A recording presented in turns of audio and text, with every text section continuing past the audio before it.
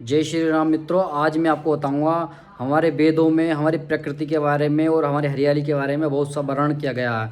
आज मैं उसी के बारे में बता देता हूँ।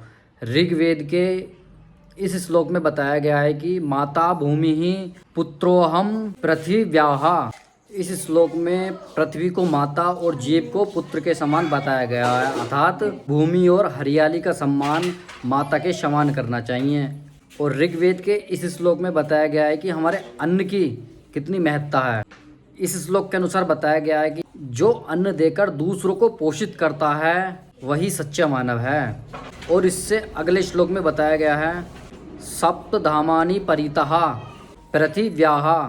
यहाँ 7 ऋतु चक्र और भूमि की उपजाऊ शक्ति का उल्लेख किया गया है कि हमारी धरती जो वो कितनी उपजाऊ होती है उसके बारे में यहाँ बताया गया है। और ऋतुओं के बारे में बताया है कि हमारी ऋतु चक्र कैसा होता है।